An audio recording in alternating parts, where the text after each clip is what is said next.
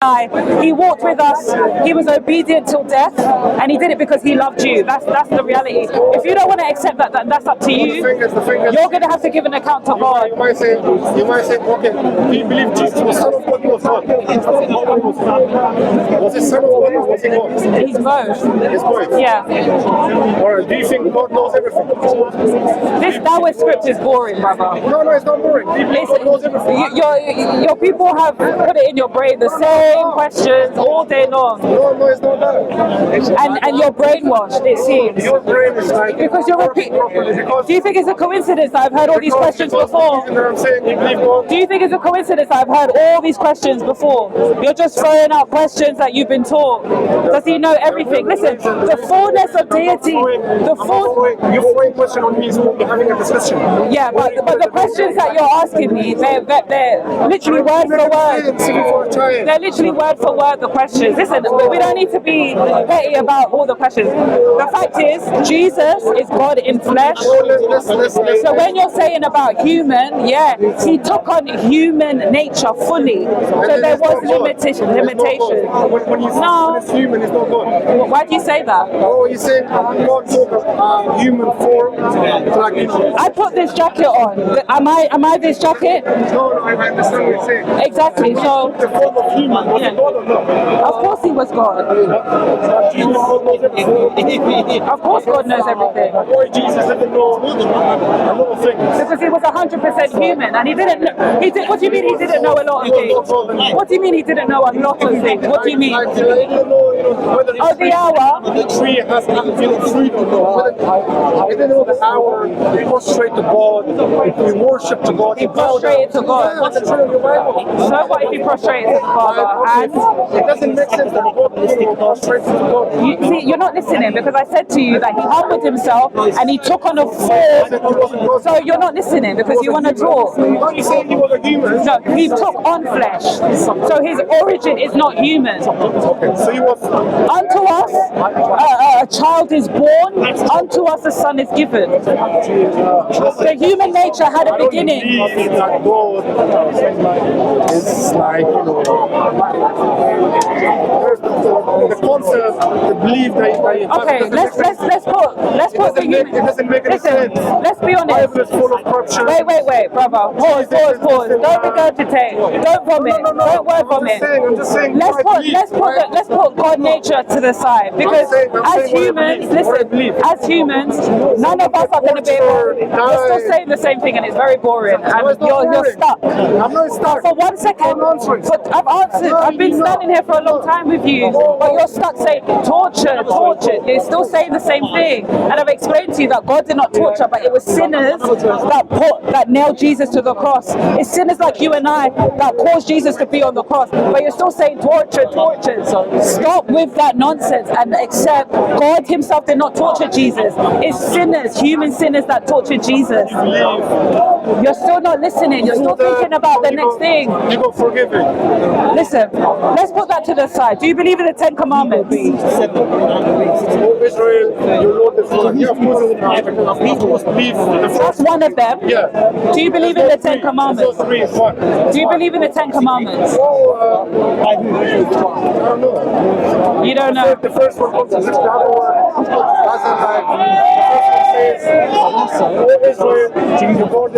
Your Lord is one, not three. The Holy Spirit, Jesus Christ. We're talking about something else, and I'm talking to you about the 10 Commandments. So you shall have no other gods aside from you. You shall not take your Lord God in vain. Adultery. No, wait. We're talking about something a bit different, because the fact is we must not be arrogant to enforce that we understand God fully. We don't know God fully, and we can't say it doesn't make sense to us. Our minds are very limited compared to God. So I just want to put that over here for 2 seconds. I want to talk about something that we can relate to, i.e. the 10 Commandments. Now, I believe in all of the commandments. So, I was the one that brought up the topic about 10 Commandments. So let me land. let me land. So you believe in the 10 Commandments, right? Including, you shall not have any other gods aside from me.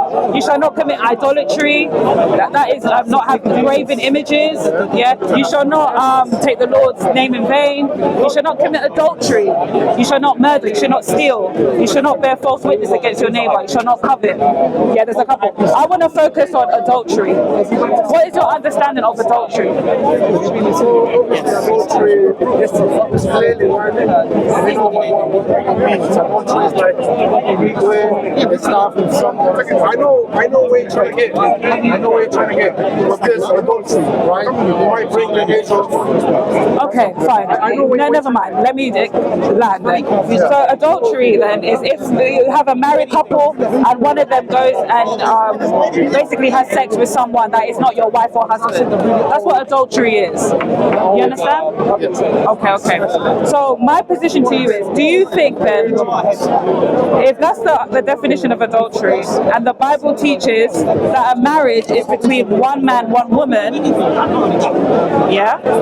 Do you think that having 4 wives is not adultery? You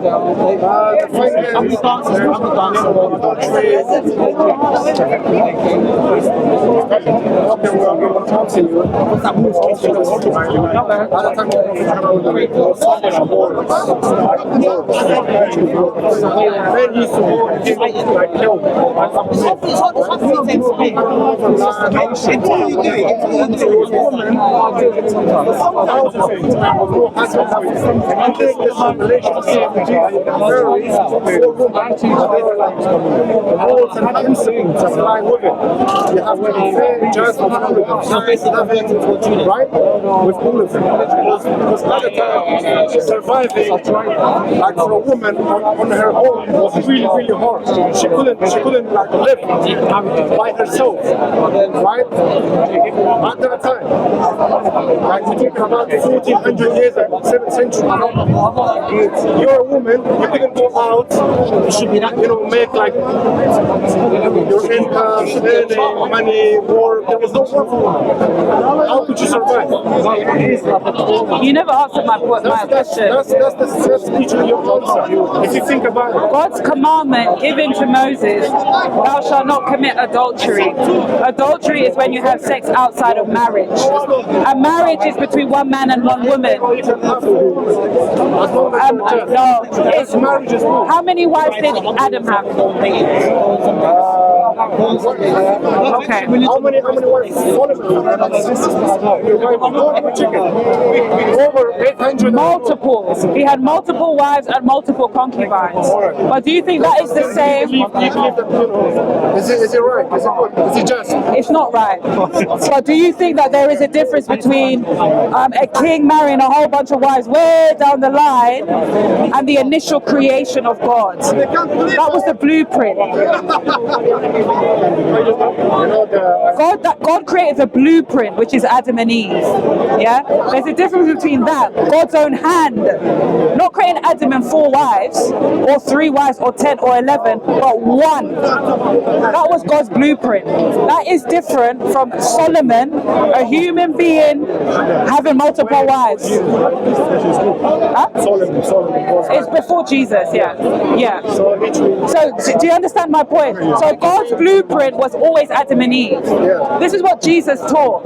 He said that if you divorce your wife, I'm talking about Adam and Eve, which is like the first human being. But I'm talking about the blueprint. No. But what I'm saying is, well, of course, from Adam and Eve, then the corruption happened. Of course, yeah. Exactly. So naturally, as time goes on, there's going to be more corruption. We can go off topic all you like, but what I'm getting at is, there's one thing about the nature of God. We can argue all day long, and realistically, we're human beings. We can't understand God fully. But I'm not. We've given you, 3 people have given you information. But aside from that, what I'm getting at is, what about the 10 commandments that we can actually relate to clearly as human beings? The first commandment says, "Oh Israel," and it also says, "Thou shalt shall not commit adultery. And Jesus said, you cannot divorce your wife unless of sexual immorality. And also we know that death also breaks that covenant. But anything outside of that, you make your wife an adulterer. So it's completely contradictory to what Islam teaches. What's your opinion? Because you haven't answered the point. That has been the blueprint from the beginning. Jesus has said it's one man, one woman. Now in the Quran it says 4 women. Why are you allowing yourself to be an adulterer with 4 wives? I'm saying you theoretically. Solomon in your Bible had like over 800 wives. What do you think of That's a sin. That wasn't good. But I will say at that time, and actually when you look at history, in terms of trying to build alliances, that happened a lot, where kings would marry with different people. But none of you lot are kings, I'm sorry to say. But in any case, it's still a sin. Oh, Suraj, please, man. It's always the same story. But what I'm getting at is that, you know what, we can argue all day long about the nature of God. As human beings, it's not possible that we're going to understand God fully. However, even if we look at the 10 Commandments and we look at, you know, the basic tenets that God gave us humans to adhere to, then we see actually there's a lot of contradictions in the Quran, and I use adultery as a perfect example. Adam and Eve were the blueprint, yeah? God created Adam and Eve, not Adam and Steve, to be fair, neither Adam and Latoya, Carmen, Joseph, you know, Adam and Eve, and Jesus reiterated that fact. Yet now here we come to the Quran, where you can have 4 wives, where you can divorce your wives, when actually a man can divorce his wife, and if he divorces her 3 times, they cannot be reconciled. The woman now has to go and get married, consummate the marriage before she can even come back to the husband. What's the wisdom in that? What's the point of that? It's corruption. So before you start thinking about the nature of God, first of all, acknowledge that you have sinned. Second of all, acknowledge that those bad deeds need to be accounted for. But also just look at the basic commandments that God gave and see if it aligns with Islam. It doesn't. I've spoken to the brother at length. He's thrown a lot of things, contradictions, and actually he didn't want to hear. All we can do is pray. Oh, he's coming back. Okay, fair enough. So Raj has taken him off to have a conversation. He did that to me last week as well.